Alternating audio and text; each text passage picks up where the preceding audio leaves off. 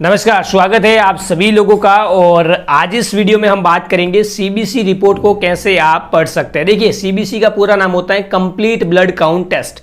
Complete blood count मतलब हमारे blood में कई सारे पैरामीटर होते हैं, उन सभी का काउंट किया जाता है। उनका लेवल अगर बढ़ रहा है या कम हो रहा है तो हमारे शरीर में कौन सी प्रॉब्लम हो सकती है। इस वीडियो में आपको सीबीसी रिपोर्ट कैसे आप पढ़ना सीख सकते हैं उसके बारे में मैंने आपको बताया है। कुछ पैरामीटर के बारे में बताया है कि उनका लेवल अगर बढ़ता है या कम होता है तो हमारे शरीर में कौन सी बीमारियां हो सकती है। डॉक्टर सीबीसी के आधार पर किस तरह से पता करता है कि पेशेंट को कौन सी बीमारी है। हमारे एक व्यूअर है गोपाल पाटिल, उन्होंने बहुत बार मुझे ये क्वेश्चन पूछा कि सर सीबीसी के आधार पर और पेशेंट के सिम्टम के आधार पर कैसे पता करें कि पेशेंट को टाइफाइड की बीमारी है, पेशेंट को ट्यूबरकुलोसिस की बीमारी है, पेशेंट को कोविड की बीमारी है, पेशेंट को एड्स की बीमारी है। देखिए, सीबीसी के आधार पर हम किसी भी बीमारी का कंफर्मेटरी पता नहीं कर सकते कि भाई पेशेंट को एग्जैक्ट कौन सी बीमारी है, लेकिन कुछ हम अनुमान लगा सकते हैं कि भाई उसमें जो पैरामीटर होते हैं उनके कोई बढ़ रहा है तो उसके आधार पर हम अनुमान लगा सकते हैं कि पेशेंट को कौन सी बीमारी है, पेशेंट को किस तरह का इन्फेक्शन हुआ है। लेकिन अगर किसी बीमारी को आपको एग्जैक्ट पता करना है तो उसके लिए आपको कंफर्मेटरी टेस्ट करना बहुत जरूरी है। ट्यूबरकुलोसिस का कंफर्मेटरी टेस्ट होता है, टाइफाइड का भी कंफर्मेटरी टेस्ट होता है, एड्स का भी कंफर्मेटरी टेस्ट होता है और कोरोना वायरस का भी कंफर्मेटरी टेस्ट होता है। तो सीबीसी के आधार पर हम ओवरऑल पता कर सकते हैं, एक अनुमान लगा सकते हैं पेशेंट को किस तरह का इन्फेक्शन हुआ है। किसी भी बीमारी का एग्जैक्ट पता डॉक्टर सीबीसी टेस्ट के आधार पर नहीं करता है, यह बात आपको हमेशा ध्यान रखनी है। ओके, अभी हम बात करते हैं कि भाई सीबीसी रिपोर्ट में कौन कौन से पैरामीटर होते हैं। तो इसमें कई सारे पैरामीटर आपको देखने को मिलेंगे। अगर आपने सीबीसी रिपोर्ट नहीं देखी है तो हमारी स्क्रीन में आपको देखने को मिल जाएगी। इस तरह की एक सीबीसी रिपोर्ट होती है जिसमें RBC, WBC, platelets, haemoglobin, HCT, MCV वगैरह कई सारे पैरामीटर होते हैं। ठीक है, तो इस वीडियो को मैंने दो पार्ट में डिवाइड किया है। सबसे जो पहला पार्ट है ये आप देख रहे हो, उसमें हम मेन पैरामीटर के बारे में बात करेंगे, आरबीसी, डब्ल्यूबीसी, हीमोग्लोबिन और प्लेटलेट्स और एचसीटी के बारे में बात करेंगे। सेकंड जो वीडियो आएगा उसमें हम कुछ माइनर पैरामीटर होते हैं जो कुछ न्यूट्रोफिल, बेसोफिल, यूसिनोफिल वगैरह के बारे में बात करेंगे। तो ये वीडियो आपको फर्स्ट पार्ट है, तो आप इस वीडियो को मैं आपको थोड़ा सा अपनी लैपटॉप की स्क्रीन पे लेके जाऊंगा। वहां पर हम इजीली तरीके से समझेंगे कि कौन कौन से पैरामीटर्स होते हैं, किस तरह से उनका लेवल बढ़ता है तो कौन सी बीमारी हो सकती है, उनका लेवल अगर कम हो रहा है तो किस तरह की बीमारी हो सकती है। तो चलिए हमारी लैपटॉप की स्क्रीन पर, वहां पर हम समझते हैं कि कैसे आप सीबीसी रिपोर्ट को पढ़ना सीख सकते हैं। तो दोस्तों, हम आ गए अपने लैपटॉप की स्क्रीन पर। यहां पर आपको दिख रहा होगा सीबीसी टेस्ट रिपोर्ट, जो कि presented by Ashok Patel, bachelor pharma M pharma clinical pharmacology. And welcome to आप सभी लोगों का हेल्थ ट्यूटोरियल में आप सभी लोगों को स्वागत है। सबसे पहले अगर हम डेफिनेशन की बात करें भाई सीबीसी टेस्ट होता क्या है, तो ये complete blood count test is a blood test used to evaluate your overall health and detect the wide range of disorder including anaemia, infection and leukaemia. Okay, anaemia है, कोई इन्फेक्शन है, leukaemia को detect करने के लिए CBC जो test है वो किया जाता है। A complete blood count measure several component and features of your blood including haemoglobin है, रेड ब्लड सेल्स है, व्हाइट ब्लड सेल्स है, प्लेटलेट्स है, जो कि मैंने आपको पहले ही बता दिया है। ठीक है, ये पैरामीटर, सभी जो पैरामीटर होते हैं वो सीबीसी रिपोर्ट में होता है। सबसे जो पहला है हीमोग्लोबिन है, रेड ब्लड सेल है, व्हाइट ब्लड सेल्स है, प्लेटलेट्स है, हेमेटोक्रिट लेवल है, एमसीवी जिसे हम मीन सेल वॉल्यूम कहते हैं, एमसीएच जिसे मीन सेल हीमोग्लोबिन कहते हैं, एमसीएचसी जो मीन सेल हीमोग्लोबिन काउंट है, आरडीडब्ल्यू है, न्यूट्रोफिल है, लिम्फोसाइट्स है, यूसिनोफिल है, मोनोसाइट्स है, बेसोफिल है। ये 14 टाइप के जो पैरामीटर हैं वो एक सीबीसी रिपोर्ट में मेन तौर पे होते हैं जो कि आपको पढ़ना होता है। ठीक है, सबसे जो पहला पैरामीटर है जो कि आप सभी लोग देख रहे हैं, haemoglobin. Haemoglobin is a protein produced by your bone marrow that is store red blood cells and it help blood cells transport oxygen from your lungs to your body throughout your arteries वगैरह। Okay, तो haemoglobin का काम क्या होता है? Haemoglobin एक तरह का प्रोटीन है जो हमारी बोन मैरो में, ये बोन मैरो से सिंथेसिस होता है और हमारी रेड ब्लड सेल्स है जिसे हम आरबीसी कहते हैं, उसमें ये स्टोर होता है। और इसका जो काम होता है कि ऑक्सीजन को ट्रांसपोर्ट करने का इसका काम होता है। ऑक्सीजन कहां से ट्रांसपोर्ट करता है? हमारे लंग से लेकर हमारी पूरी बॉडी तक लेके जाता है आर्टरी की हेल्प के द्वारा, और जो हमारे पूरे बॉडी से हमारे लंग तक लाता है वेन की हेल्प के द्वारा। तो हीमोग्लोबिन का काम होता है ऑक्सीजन को ट्रांसपोर्ट करना। ठीक है, अगर हम इसकी नॉर्मल रेंज की बात करें तो मेन में जो इसकी नॉर्मल रेंज होती है वो 13 से लेकर 18 के बीच में ग्राम पर डेसीलीटर के बीच में होनी चाहिए। अगर हम फीमेल की बात करें तो अगर कोई महिला है जिन्होंने सीबीसी टेस्ट करवाया तो उनकी जो हीमोग्लोबिन का जो नॉर्मल रेंज है वो 12 से लेकर 16 के बीच में होना चाहिए। ओके, अगर कोई महिला प्रेग्नेंट फीमेल है तो तो उसका जो हीमोग्लोबिन लेवल है वो 11 से लेकर 16 ग्राम पर डेसीलीटर के बीच में होना चाहिए। तो ये हीमोग्लोबिन की एक नॉर्मल रेंज होती है। ओके, अगर किसी पेशेंट की हीमोग्लोबिन लेवल हाई आ रहा है या किसी का लो आ रहा है, तो हाई आने का मतलब है कि उसमें या तो लॉस ऑफ फ्लूइड की प्रॉब्लम हो गई है, या उनको सीवियर कोई डायरिया मतलब दस्त लग रही है, या हार्ट रिलेटेड कोई या लंग्स रिलेटेड कोई डिजीज है, या वॉमिटिंग उनको बहुत ज़्यादा हुई है, COPD की प्रॉब्लम है। तो ये सारी जो कंडीशन है उसमें हीमोग्लोबिन का लेवल पेशेंट में ज़्यादा आएगा। अगर हम बात करें लो हीमोग्लोबिन, अगर किसी पेशेंट में हीमोग्लोबिन का लेवल कम आ रहा है तो उसमें क्या कारण हो सकते हैं, या तो lack of iron in diet में आयरन की कमी है, या lack of folate and vitamin B12 की उनके शरीर में कमी है। ठीक है, तो उसकी वजह से उनको एनीमिया की प्रॉब्लम भी हो सकती है, और एनीमिया की वजह से भी उनके शरीर में अगर हम CBC टेस्ट करवाते हैं तो लो हीमोग्लोबिन आता है। ठीक है, तो ये हीमोग्लोबिन के बारे में पूरी जानकारी थी। अभी हम बात करेंगे रेड ब्लड सेल के बारे में, RBC के बारे में बात करेंगे। RBC जिसे हम रेड ब्लड सेल कहते हैं, हिंदी में से लाल रक्त कोशिकाएं कहते हैं। तो एक अगर हम आदमी में बात करें, अगर हम पुरुष में बात करें, तो इसकी जो नॉर्मल रेंज है वो 4.7 टू लेकर 6.1 मिलियन सेल पर माइक्रोलीटर के बीच में उनकी होनी चाहिए। अगर हम फीमेल की बात करें, अगर कोई महिला है, तो उसमें RBC की जो नॉर्मल रेंज है वो 4.2 से लेकर 5.4 मिलियन सेल्स पर माइक्रोलीटर के बीच में होनी चाहिए। अगर कोई बच्चा है, चिल्ड्रन है, तो चिल्ड्रन में RBC काउंट का नॉर्मल रेंज है वो 4.0 से लेकर 5.5 मिलियन सेल्स पर माइक्रोलीटर के बीच में होनी चाहिए। तो ये नॉर्मल रेंज है मैन और फीमेल, और अगर बच्चे की बात करें तो ओके।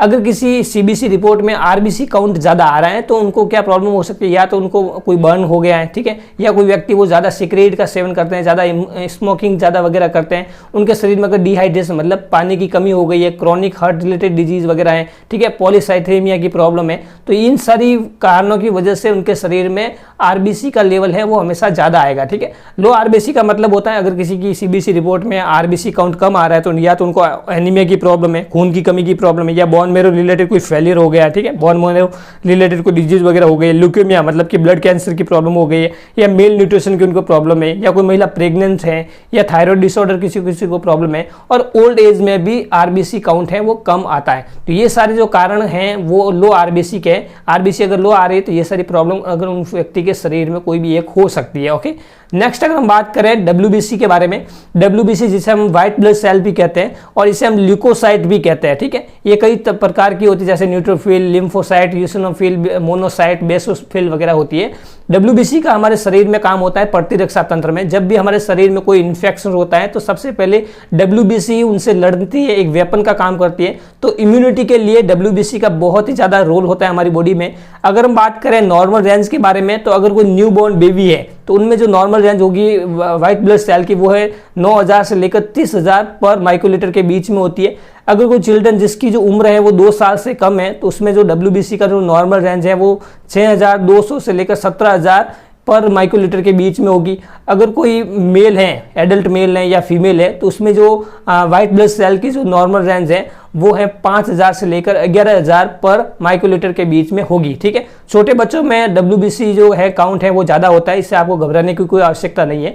और अगर किसी CBC रिपोर्ट में है, अगर कोई एडल्ट मेल है, फीमेल है, WBC काउंट ज़्यादा आ रहा है तो मतलब कि आपके शरीर में किसी तरह का इन्फेक्शन हो गया है। ठीक है, हाई WBC को हम कहते हैं ल्यूकोसाइटोसिस और लो WBC को कहते हैं ल्यूकोपेनिया। ओके, अब हम बात करें इसके, अगर हमारे शरीर में WBC हाई हो गई है या CBC रिपोर्ट में हाई बता रही है तो क्या मतलब हो सकता है, तो या तो उनको इन्फेक्शन हो गया है, लाइक वायरल को इन्फेक्शन हो गया है, बैक्टीरियल को इन्फेक्शन हो गया है, प्रोटोजोल या पैरासाइट को इन्फेक्शन हो गया है, मलेरिया की प्रॉब्लम है, डेंगू की प्रॉब्लम है, तो ये सारी वजह से उनके शरीर में हाई WBC आएगी। अगर किसी को ल्यूकेमिया मतलब ब्लड कैंसर की प्रॉब्लम हो गई है, शरीर में कोई एलर्जी है, इन्फ्लामेशन हो गया है, सूजन आ गई है, स्ट्रेस ज़्यादा ले रहा है, ठीक है, तो वहाँ पर भी उनके शरीर में WBC काउंट ज़्यादा आएगा।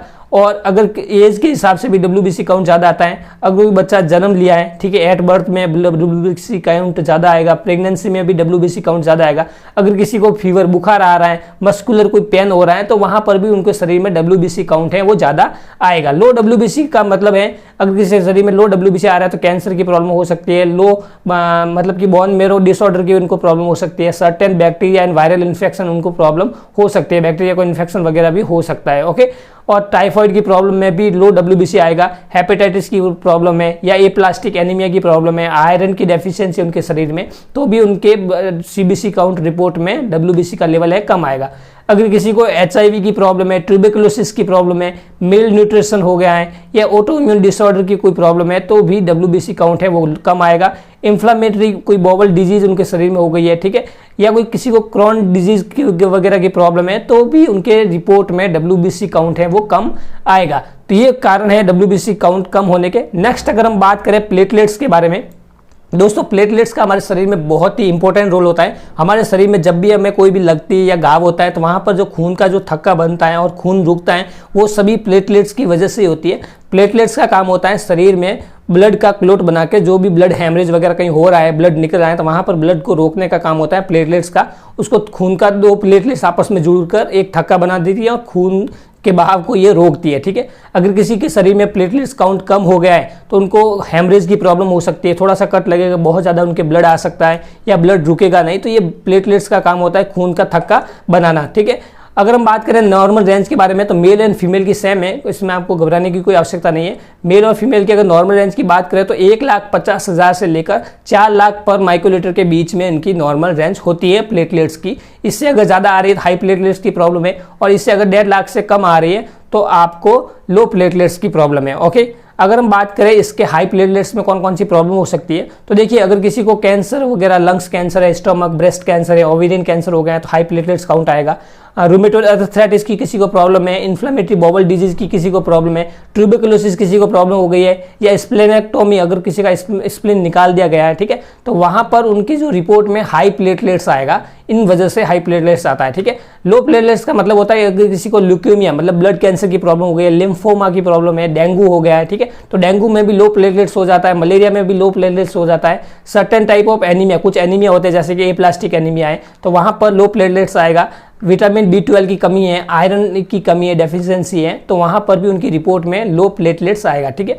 अगर कोई पेशेंट है जिनकी कीमोथेरेपी चल रही है, कोई कीमोथेरेपी ड्रग चल रही है कैंसर में, तो उनकी जो रिपोर्ट में लो प्लेटलेट्स आएगा। अगर कोई ज़्यादा अल्कोहल का सेवन कर रहा है, लिवर सिरोसिस की प्रॉब्लम है, वायरल किसी तरह का इन्फेक्शन हो गया है, तो ये सारी प्रॉब्लम में लो प्लेटलेट्स आता है, ठीक है। नेक्स्ट अगर हम बात करें haematocrit level, haematocrit is a percentage of red blood cell in the total blood volume, मतलब कि हमारे पूरे शरीर के ब्लड वॉल्यूम में कितना परसेंटेज RBC है, रेड ब्लड सेल है, वो बताता है हीमेटोक्रिट लेवल, ठीक है। इसकी अगर हम नॉर्मल रेंज की बात करें तो मेल में होती है 38.8 से लेकर 50% और फीमेल में होती है 34.9 से लेकर 44.5%। इससे ज़्यादा आ रहा है तो हीमेटोक्रिट लेवल ज़्यादा है, इससे कम आ रहा है तो हीमेटोक्रिट लेवल कम है, ओके। नेक्स्ट अगर बात करें, देखिए हाई हीमेटोक्रिट का मतलब होता है कि अगर किसी को हार्ट रिलेटेड कोई डिजीज है, डिहाइड्रेशन मतलब पानी की कमी हो गई, तो उनकी रिपोर्ट में हाई हीमेटोक्रिट लेवल आएगा। किडनी ट्यूमर की किसी को प्रॉब्लम है, लंग्स रिलेटेड किसी को प्रॉब्लम हो गई है, तो उनके शरीर में हाई हीमेटोक्रिट लेवल आएगा, ठीक है। नेक्स्ट अगर बात करें लो हीमेटोक्रिट, तो अगर किसी के रिपोर्ट में हीमेटोक्रिट कम आ रहा है तो उनको प्रॉब्लम हो सकती है, बोन मैरो डिजीज की प्रॉब्लम हो सकती है, विटामिन B12 डेफिशिएंसी की प्रॉब्लम हो सकती है, आयरन डेफिशिएंसी की प्रॉब्लम हो सकती है, ठीक है। हीमेटोलाइट एनीमिया की प्रॉब्लम है, ल्यूकेमिया है, लिम्फोमा है, सिकल सेल एनीमिया वगैरह की प्रॉब्लम है, तो ये सारी प्रॉब्लम में हीमेटोक्रिट लेवल है कम आएगा, ठीक है। तो ये हाई होना और कम होने के कारण है। तो दोस्तों आज हमने 5 पैरामीटर के बारे में बात की है, हीमोग्लोबिन, RBC, WBC, प्लेटलेट्स और SCT। अगला जो वीडियो आएगा उसमें हम कुछ माइनर पैरामीटर के बारे में बात करेंगे। तो दोस्तों आशा करता हूं कि आपको कुछ बेसिक CBC रिपोर्ट को कैसे पढ़ना सीखते हैं उसके बारे में बेसिक नॉलेज मिली होगी। अगर वीडियो पसंद आया है तो वीडियो को लाइक कीजिए, अगर आप हमारे चैनल में पहली बार हैं तो चैनल को सब्सक्राइब कीजिए, सामने लगे बेल आइकन पर भी क्लिक कीजिए, जिससे हमारा आने वाला हर एक नया वीडियो आप सभी लोगों तक पहुंचेगा सबसे पहले। जय हिंद, वंदे मातरम।